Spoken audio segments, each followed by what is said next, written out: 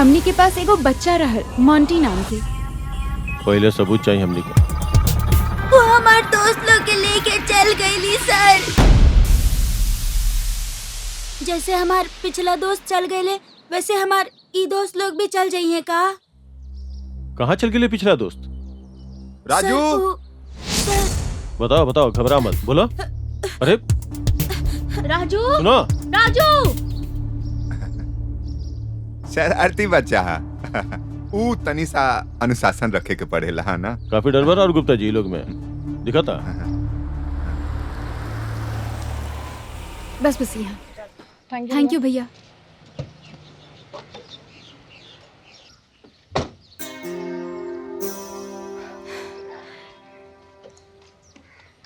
Coincidence. आप यहाँ पे? Madam हम तो पुलिस वाला हैं। कबो चोर हमनी क्या गए, कभी हमनी चोर क्या गए, चलत रहे सब। अगर आप हमके पहले बता देती तो टैक्सी के खर्चा बच जात। हाँ, हमरा पता रहत कि रउआ एजा आई तो हम लेके आती। एनीवेज हमरा वो फाइल चाहत रहे, यूएस वाला बच्चा के। अच्छा, फाइल तो रेडी बा।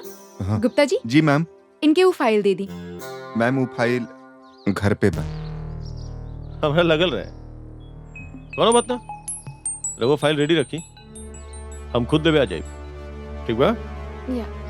बच्चा सबके डिटेल्स हो गई। ये नए पेरेंट्स बड़े इन्हें ये बच्चा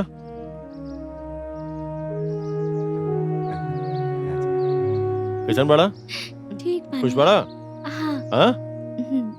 चलिए रउआ लोग ख्याल रखबे करा। ठीक। जा जा बेटा। बाय बोलते। बाय। चलिए जल्दी मुलाकात होगी। जी ठीक बा? बिल्कुल। चलो। कि हमेशा झूठ बोले की का जरूरत बा? सर ओकरा अंदर ले लेवे के, सब सच उगल दी। सबूत, पहले सबूत चाहिए हमनी के।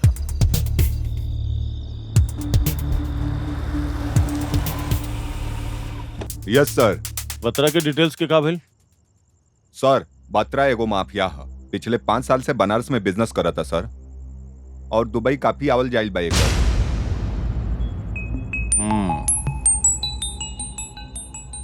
मतलब किंजल मैडम के कारोबार बहुत दूर तक फैलल बा।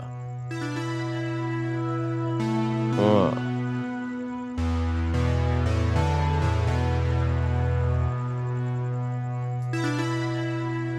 एगो काम कल जाओ शिंदे सर। किंजल से वो फाइल आजे लेके आवल जाए। अरे गुप्ता जी रहुआ यहाँ भी। नमस्कार। गुप्ता जी के बा? ओह पार्टी चल रहा बा। आई आई आई आई। हमने पुलिस वाला के साथ भी पार्टी कर ली थोड़ा। अरे प्लीज प्लीज सिट डाउन, आपन ही घर समझिए। पार्टी चल रहा, पार्टी बैठी ना प्लीज। हमनी खातिर पार्टी खराब मत करी, हमनी का काम तो दिन रात चलत रहेला। वैसे सर कैसे आवे के भाई? हम सोचनी फाइल लेवे खातिर खुदे आ जाई, रघुआ लोग बिजी होखब and rightly so. Actually file तो रेडी बा गुप्ता जी। जी मैम। ली सर।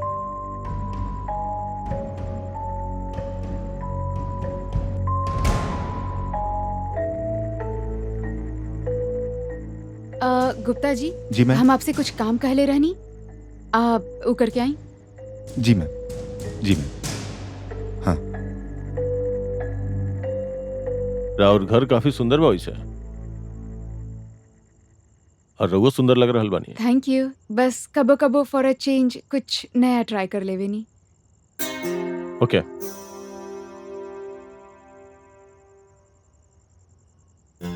हमनी के पास एगो बच्चा रहल मोंटी नाम के। रघुआ बच्चा का नाम कुछ और बतल रहनी ना? बिट्टू बतले रहनी हम आपके। बिट्टू। Thank you.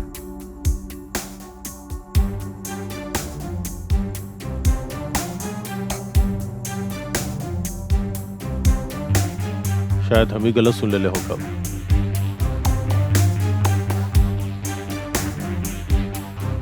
ये बच्चा के नाम मोंटी बतौले रहे। जफर बोला तानी साहब। हाँ। रउआ हमरा के ईमानदारी से छोड़ देनी। पहले रउआ के हम एक टिप देवतानी। साहब डिलीवरी आज ही निकली, बच्चा लोग के बचाला साहब। के बड़े लोग? रघुआ ओकर बहुत करीब बानी, आगे रघुआ खुद समझदार बानी। शिंदे गाड़ी रोक। सर हम ही तो एनजीओ पहुंचे था नहीं।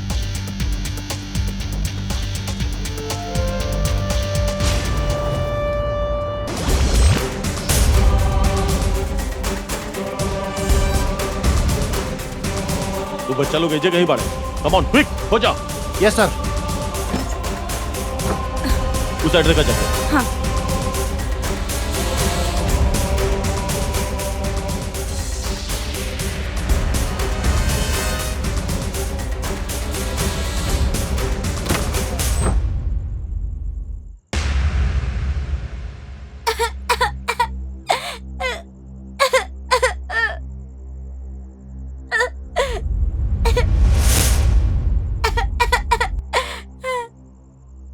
अच्छा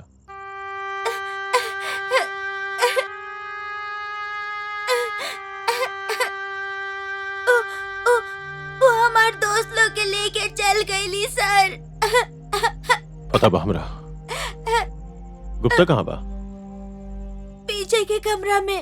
वेरी गुड। हाँ। शिंदे गुराव आवा चला। कौन बात है? तू तो स्ट्रांग बड़ा ना। हाँ अरे लेके जा। एक मिनट। इस समय कचरा के गाड़ी बेटा आसपास कोनो डंपिंग ग्राउंड बका ना ना? ना ठीक बा तू जा। तू हमरा संगे आवा जल्दी। आवा बेटा।